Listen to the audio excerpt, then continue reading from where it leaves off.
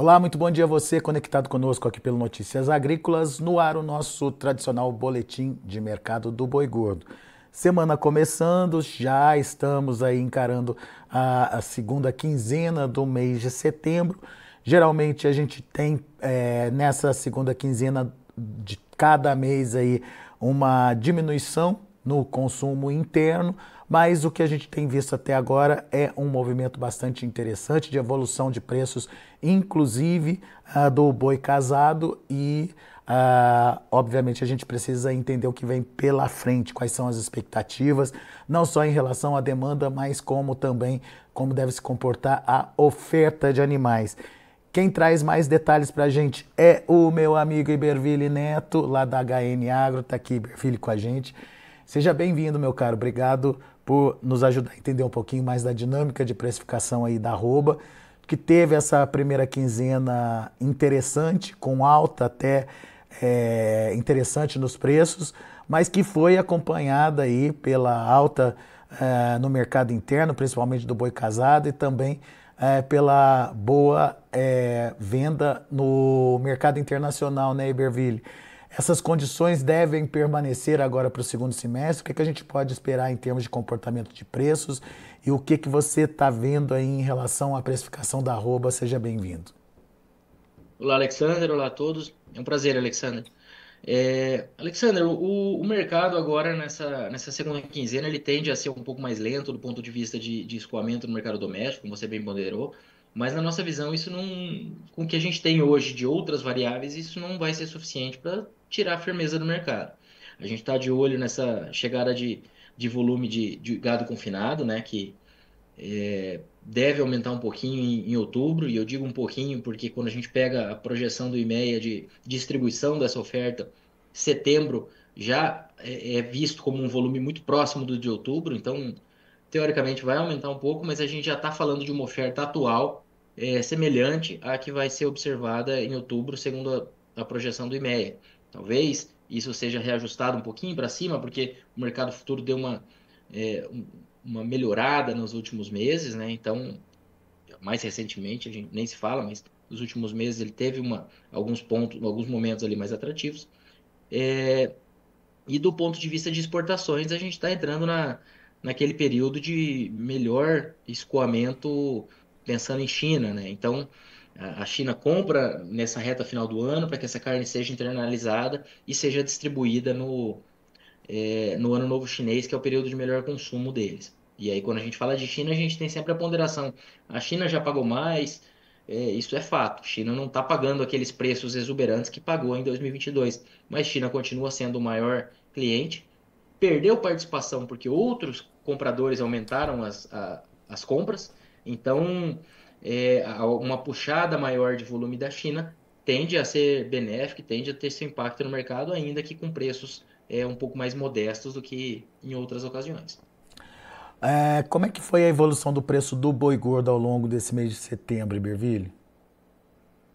Alexandre, a gente está falando usando aqui valores, uma média, né? Média de setembro, na comparação com a média de agosto, a gente está falando de 4,9% de evolução. A média de setembro até o momento está em R$ 246. Lembrando que a gente já teve aí negócios até 260, usando o São Paulo como referência, né? E quando a gente olha para o preço pago atualmente, está estabilizado onde, Iberville? No caso de São Paulo, por exemplo. A gente tem uma referência de preço em torno de 250, 255. Existem negócios na casa de 260 também, mas eu diria que o cenário mais frequente é mais em torno de 250. Muito bem. Agora, quando a gente compara esse crescimento de preço da arroba do boi gordo com o preço da carne, Iberville, principalmente para a gente entender até que ponto os frigoríficos estão tendo que se adequar a essa nova realidade de preço do boi gordo, o que, que a gente tem de realidade aí? Alexandre, quando a gente pega a relação entre o preço da carcaça, que é o que o frigorífico vende, claro que vende carne desossada, etc., mas usando a carcaça como referência de venda, e o preço do boi gordo, a gente está falando de uma margem de comercialização, uma margem preço por preço, 7% ele tem uma receita 7% superior com a venda da carcaça. Essa margem aí, historicamente, é bem interessante. Se a gente pega o valor desde o início dessa série que eu estou na mão aqui, na manga, a gente tem um ágio, né? Um ágio não, mas um sobrepreço em torno de 1%, agora está em 7%. Então, existe margem do ponto de vista histórico. Claro que aqui a gente está falando de uma média, um cenário usando esse indicador como referência.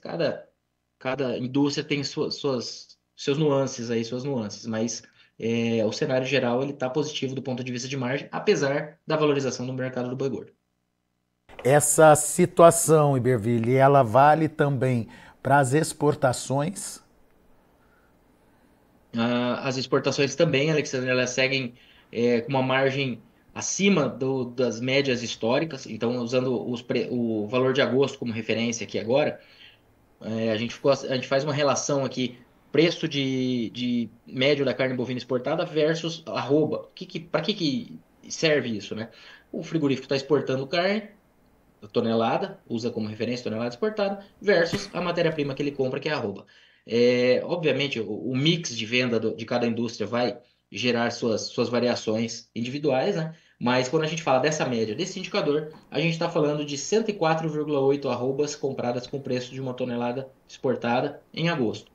E isso aí, se a gente pegar no mesmo período do ano passado, eram 100,5 arrobas. Então, houve uma melhoria de 4,3% na comparação com o mesmo período do ano passado. E aqui cabe um ponto interessante. Em agosto do ano passado, a gente estava com a arroba lá embaixo, caindo. E agora, mesmo com a arroba evoluindo, essa relação ela foi protegida em boa medida devido à questão cambial. Mas está protegida, a margem da indústria ela segue interessante. No início do ano, não era possível comprar nem 90 arrobas com uma tonelada exportada. Agora a gente está falando de aproximadamente 105 arrobas. São 15 arrobas a mais por tonelada exportada. Iberville, por que eu fiz essa pergunta para você? Para entender justamente a saúde dos frigoríficos, para entender se essa evolução de preços de alguma forma interrompe os ganhos ou pelo menos traz uma dificuldade dos frigoríficos de comprar. Mas pelo que a gente viu aí pelos números, os frigoríficos estão passando também por um bom momento, certo? Isso, Alexandre. Ainda mais quando a gente considera que nos últimos meses a gente teve abate recorde, agora em julho, por exemplo. Os abates de agosto ainda estão mais preliminares, mas a gente teve abates recordes. Então a gente tem uma situação que existe margem, obviamente com a ponderação de que aqui a gente está falando de números médios, etc. Mas existe margem e existe volume produzido, que é tudo que qualquer indústria precisa, né? Margem por unidade produzida e produzir o máximo possível. É o que a gente tem observado aí com esses números macro aqui da indústria. E aí vamos dizer, outro ponto que a gente pode ponderar, né, é justamente esse nível de abates que eu comentei em julho. A gente está falando de um cenário de abates que foi elevado nesses últimos meses. Então, o nível de oferta, quando a gente fala que a oferta está apertada, ela está apertada para a demanda existente. E isso é positivo. Por quê? Porque se essa demanda, se essa oferta vier diminuindo, a gente está falando de um nível de demanda muito interessante e que no final do ano não costuma ser pior. Então, realmente, o ponto é seguir de olho na oferta, com atenção a essa oferta de confinamento, que deve ser um pouquinho maior, mas não acreditamos que seja tão grande. E isso seria, vamos dizer, o ponto que poderia fazer com que a indústria testasse valores menores, que é aquilo que a gente sempre fala, né? Não é porque a indústria pode pagar mais que ela vai pagar mais se a oferta estiver confortável. Então, é o que a gente observou em boa parte desse primeiro semestre aí. Margens interessantes para a indústria, mas preços do boi em baixa, porque não existia necessidade de pagar mais, porque a oferta estava elevada. Agora, o nível da demanda está puxando essa precificação, mesmo com uma oferta em patamares historicamente bons aí nos últimos meses. E pelo que eu entendi, Berville, não tem nenhuma situação, nenhuma condição que altere, pelo menos nesse curto prazo, essa condição da demanda, certo? Nem demanda interna, nem exportação. Pelo contrário, são meses, no caso da exportação, de maior demanda, inclusive, né? Isso, Alexandre, quando a gente fala da demanda externa, a gente tem essa aceleração de China, se somando a outros clientes que vêm comprando muito bem, né? E a gente tem no mercado interno o último trimestre como o melhor para escoamento. A gente tem as eleições que não fazem milagre por si só, mas se somam ao contexto de um mercado doméstico que tem ido bem. Então, as eleições municipais acabam girando um pouco mais de dinheiro, isso ajuda um pouco. Talvez até faça com que essa segunda quinzena de setembro surpreenda um pouco positivamente do ponto de vista de escoamento, o que seria muito bem-vindo. E aí, realmente, as atenções ficam do lado da oferta na nossa visão. Do lado da oferta, a gente tem mais uma variável que chegando à jogada, aí, que o início das chuvas, né? Isso, nós tivemos uma seca historicamente forte, e agora, nesse final de semana, por exemplo, a gente teve um volume de chuvas muito importante em Mato Grosso do Sul. É um estado que a gente acompanha de perto aqui. Na verdade, a gente tenta acompanhar todos, mas a gente estava com uma situação específica lá acompanhando. E quando a gente pega nos últimos 7 dias, a quantidade de focos de incêndio que tinha era impressionante. E agora, nessa manhã, a gente não tinha nenhum foco de incêndio em Mato Grosso do Sul inteiro. Por que que eu estou falando de incêndio? Porque isso está relacionado à qualidade a possibilidade de manutenção desse gado, tá? Então, quando a gente começa a ver um volume de chuvas maior em um estado que não tem um peso tão grande de confinamento, isso começa a gerar a possibilidade de uma retenção de gado. E aí, quando a gente pega um cenário de preços firmes, como tem sido, firmes não em alta, né, como tem sido observado, e o pecuarista vendo esse pasto verde, a possibilidade de ele segurar um pouco mais vai aumentando ainda mais. O outro ponto, quando a gente fala de chuvas, é que essa chuva atrapalha o operacional do confinamento e faz com que algumas vezes esse gado seja batido um pouco antes. Então, tem esse outro efeito também que a gente tem que observar, mas isso tem outros estados que devem sentir mais isso, talvez São Paulo, Goiás, mas ainda assim, tudo isso a gente está falando de momento de venda de gado, a gente não está falando de um gado que vai surgir na jogada, né? Aí é um gado que simplesmente sai um pouco antes devido a esse operacional. Esse, No frigir dos ovos, acreditamos em preços firmes, de olho na oferta de confinamento que deve aumentar um pouco, mas eu diria que a demanda consegue segurar as pontas. Na nossa visão, o mercado é firme, possibilidade de algum ajuste positivo, de alguma valorização.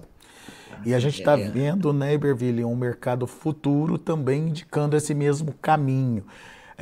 Você acha que a tendência é essa mesmo? Vamos ver esse avanço indicado pelo futuro, pelo mercado futuro? Por exemplo, Alexandre, o mercado. a gente está falando de um novembro a 263. Em Mato Grosso do Sul já temos esse preço sendo praticado, né? É bem isso, Alexandre. Quando a gente fala aí de um 260, São Paulo já registrou 260, né? Então a gente não está falando, tá falando basicamente do mercado futuro apontando para uma consolidação ou para referência chegar em negócios que já ocorreram praticamente. 60 para 63 é troco, né? Não dá nem para a gente falar que não teve o 63 porque alguma bonificação, alguma coisa assim. Claro que bolsa não era para considerar isso teoricamente, mas a gente está falando de um mercado que está encostando nisso já. E aí para janeiro, 269, né? Então, aí tem aquela leitura em paralelo que a gente tem que fazer. Se o produtor tem esse gado para sair nos próximos meses, esse gado está em confinamento, a gente não existe bola de cristal. Tudo que a gente fala aqui, a gente está com uma convicção até boa de que o mercado deve seguir firme, é a nossa expectativa, a gente está acreditando mesmo nisso. Agora, se tem data para esse gado sair, travar um preço mínimo é sempre interessante. E por que que eu digo preço mínimo nessa situação, Alexandre? É porque, do mesmo jeito que o produtor tem que sair do risco, ele também tem que estar exposto à valorização nesse momento do mercado, é o que a gente acredita. Porque se o mercado continuar esticando, o boi magro, por exemplo, costuma ir junto. E aí ele não perde essa alta, né? Ele ganha mais nos seus animais terminados para proteger a sua relação de troca. O momento atual é de estar comprado em arrobas. Isso não quer, na nossa visão, em médio prazo, isso não quer dizer que se eu tenho gado para vender daqui um mês, eu vou confiar cegamente na expectativa e vou deixar de aproveitar uma oportunidade de travar pelo menos um preço mínimo. Muito bem, muito interessante. Iberville, Eu queria voltar um pouquinho numa conversa que a gente teve, se eu não me engano, há 2, 3 semanas atrás, enfim, e que você mostrava um gráfico para gente, né, de mudança de tendência sempre quando se completava tantos meses de queda nos preços, tantos meses seguidos de queda nos preços, que o mercado se ajustava e voltava aí a subir. E eu me lembro que você chamou a atenção daquele primeiro momento que a gente já tinha um mercado se recuperando depois de passado algum tempo aí dessas quedas sendo registradas nos preços. Se consolidou, se confirmou essa virada aí de tendência, Berville? Alexander, realmente, agosto, só para explicar para quem às vezes não lembra daquele gráfico, não acompanhou, a gente fez uma comparação aquele mês com o mesmo mês do ano anterior, né? Qual que era essa variação em valores nominais, ou seja, a gente não fez conta para desconsiderar a inflação. A inflação está aí na jogada também. E no longo prazo a gente fez esse acompanhamento e depois de 21 meses, sempre em queda, junho menor do que junho do ano passado, julho menor que julho do ano passado, em agosto o mercado evoluiu. Aqui evoluiu 6,7% frente a agosto de 2023. Agora, isso costuma ser um indicativo de mudança, porque dificilmente o mercado trabalha oscilando de variações negativas para positivas e depois volta. E aí nós falamos isso à época. E agora, em setembro, a gente tem uma confirmação de mais um mês positivo. A gente está falando de 16% a mais de preço médio em setembro de 2024 na comparação com setembro 23. E se a gente pegar essa curva de preços futuros que o mercado futuro está apontando agora, todos esses meses serão maiores do que nos mesmos meses de 2023 e já comecinho de 24, pensando no janeiro, né? Então, o que eu quero dizer? A gente está virando para um movimento que, se ocorrer como histórico, deve ficar por um bom tempo aí, tendo variações positivas nessas comparações anuais. Quando a gente pega o bezerro vinha de. Só um minuto aqui. O bezerro vinha de 30 meses de queda, boi magro. Na verdade, o boi magro, 30 meses de queda, bezerro, 29 meses de queda. E agora, nesses 2 últimos meses, ambas as categorias estão no positivo de novo. Tá? Então, na nossa visão, o mercado deve trabalhar com essas variações positivas por um bom tempo. O que não é grande coisa para alguns meses, né? O próprio setembro aqui, só está acima do setembro do ano passado, não seria grande coisa, porque o mercado estava lá embaixo. Mas agora a gente está falando de 16% de aumento. Já é algo mais pronunciado. Boa. O Luiz Fernando Ehlers pergunta: desmama de boa qualidade no noroeste do Paraná. Você sabe qual é o valor dessa categoria, Iberville? Ou pelo menos uma ideia para ele de como é que está se comportando o preço da desmama? Eu não vou ter referência Paraná aqui na manga, viu? Mas pegando a média São Paulo, claro que eu sei que a dúvida foi Paraná, mas a média São Paulo, se a gente pegar, a gente está falando de um animal aí de 250, 200, um pouquinho mais que isso por arroba, né? Uma média 2.000, usando média CPEA aqui, reposição. Isso é um outro ponto, isso é um ponto que a gente está falando que a reposição, apesar dela ter trabalhado firme ao longo do ano, e até evoluiu um pouquinho agora nesses últimos meses, enquanto o boi estava caindo, a troca estava apertando. Agora que o boi deu uma recuperada, a reposição em geral ainda ela tá firme, que ela não caiu, mas agora ela ainda não acelerou tanto quando a gente pega os categorias mais jovens. Claro que sempre o leilão vai aparecer no preço, aqueles 10, 11 reais aí que já apareceram ao longo do ano, vão pipocando de novo em algumas ocasiões, principalmente em Mato Grosso do Sul. Mas o que eu quero dizer com isso? Eu quero dizer que agora que o boi deu mandada, a gente abriu uma situação, na nossa visão, abriu uma nova janela de compra de reposição, pensando que em médio prazo a expectativa é positiva para preço. Melhorou a Tá? relação de Então, troca de novo, então. exatamente, a relação de troca deu uma melhoradinha porque o boi andou um pouco mais nesse curto prazo. Não que a reposição tenha caído. A reposição tá bem de lado, está bem sustentada ao longo do ano, mas não caiu quando o mercado do boi foi pressionado nos últimos meses e agora ainda está tá esperando um pouco para engrenar, em geral. Boa. Tem a pergunta do Marcelo Lenk. Boi em Rondônia. Não, na verdade, uma afirmação, viu, Iberville?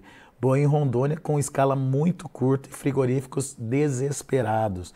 A gente imaginou que isso pudesse acontecer também, né?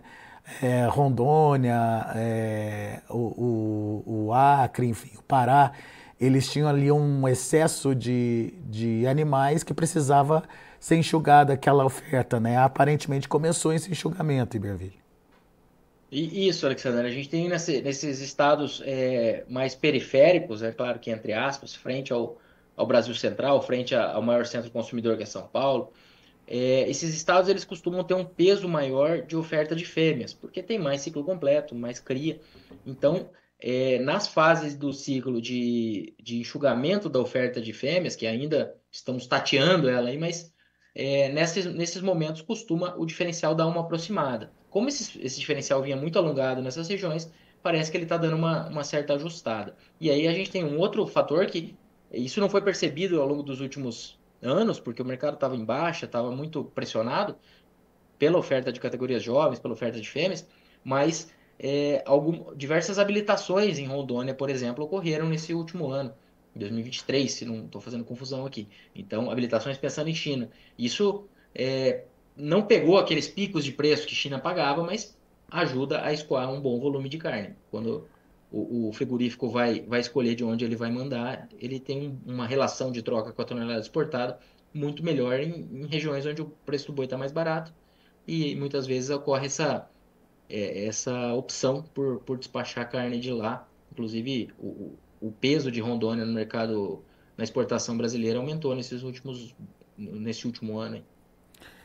Isso justifica, inclusive, esse enxugamento aí de oferta por lá também, com maior demanda para exportação, então, no final das contas, certo?